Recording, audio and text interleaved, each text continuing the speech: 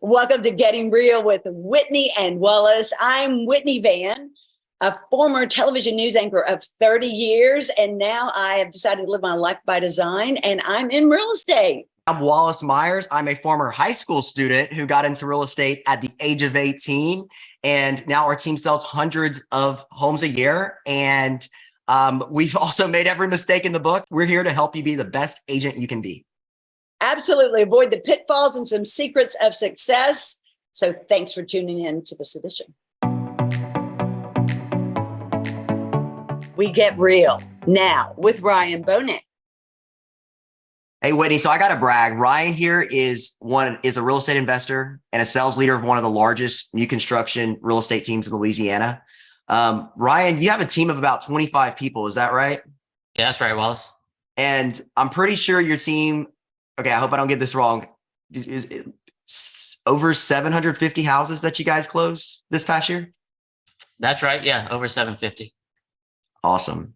So Ryan, having a team of 25 people, and I'm sure everything's got to run like a well-oiled machine, right? Like every department has to be communicating properly.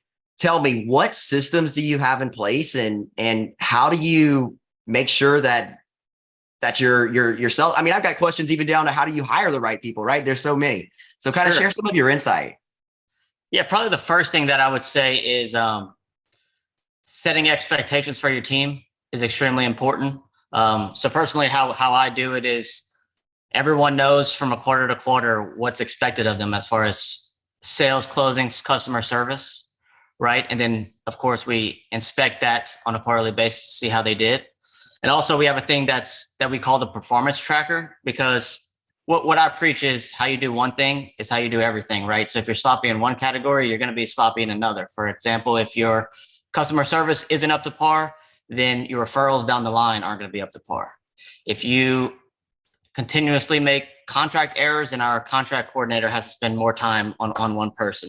Ryan, let me go back to his question too, about how do you hire the right person? I know they're not all going to work out, but how do you increase your odds of success that person is who you're looking for? Yeah, that's always a difficulty, as you guys know. But for me personally, I think the first thing that I take into consideration is asking the people already around me. So whenever you have 25 people already around you, they know what your expectations are and they know people. So kind of those referrals, they're probably not going to refer somebody that they don't think is up to standard or up to par for us. So that's really where I first start. But I kind of have a system in place where, as we know, people are the most important thing, but they're also the most, interviews are the most time consuming part of it. So I try to weed out as many people as possible before getting the face-to-face interview with them. I love it. Can you give us a hint into how new construction looks for 2023? Yeah. So, I mean, a lot of what's going on is with interest rates, obviously.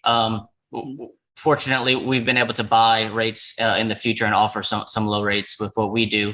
But to be honest, like I said, everything's about expectations. So the beginning of years and quarters for me, there's a goal, and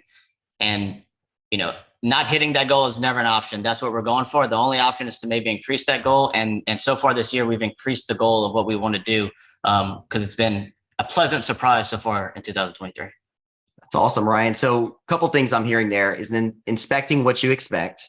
So constantly looking through your weekly, your monthly, your quarterly goals, your yearly goals, and making sure you're on track.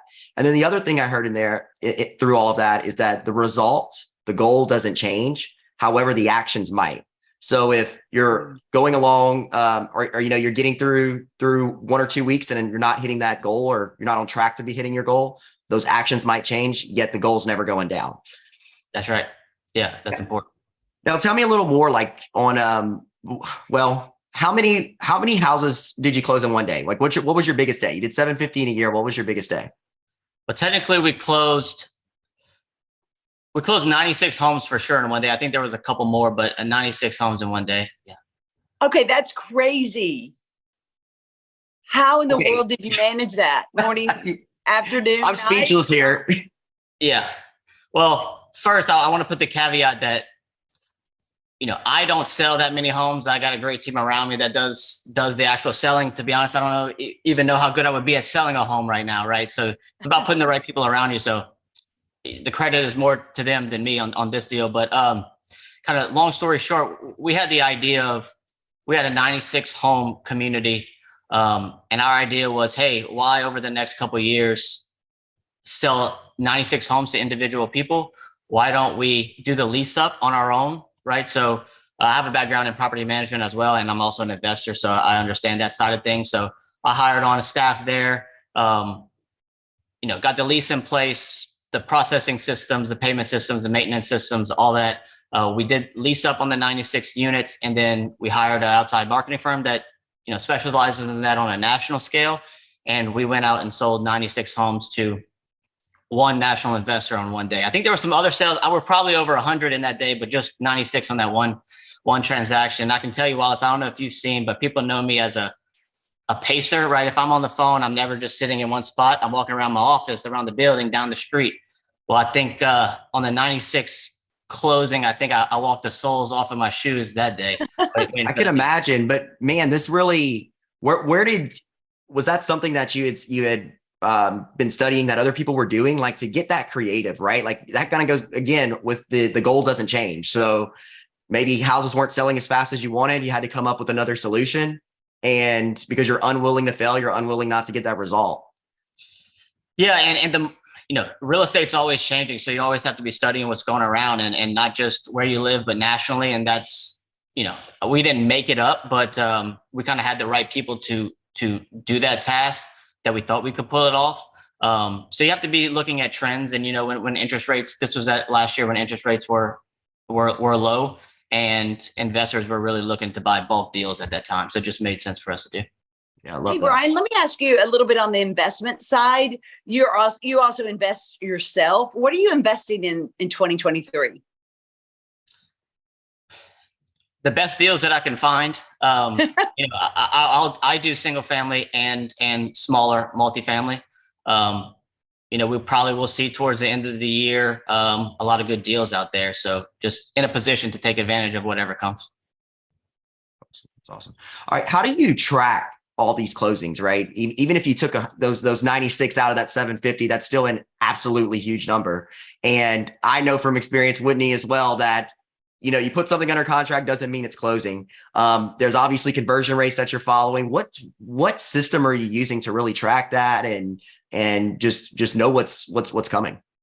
Yeah. So actually, Wallace, the other day when I was driving, both of you guys, Whitney and Wallace, you popped up on my social media. So I was driving and listening to you guys, and I heard you say something about closings. That not everything's going to close, right? And I would assume new agents don't really realize that. So we have a weekly thing in place because the way I look at it, if you have a goal out in the future, there's a couple of variables. The goal out in the future, what you have on the books that you think will close, and then the actions you need to take now. So if you don't know your goal or you don't know what's on the books to close that will actually close, then how do you know what to do right now?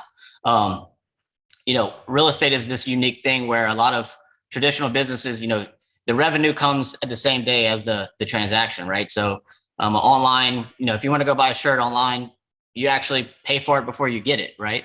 If you go to the grocery store at the same time that you receive your groceries, you pay for it. Well, in real estate, you do a contract today, that thing's closing 30, 60, 90. If it's new construction, could be 6 months from now, right? So you really have to understand what you actually have on the books. For us, how we do that is once a week, we have a meeting with our staff and we go through, like right now, we probably have close to 200 homes under contract that haven't closed yet, which we call a backlog. So we go over our backlog and we have a system where we color every deal.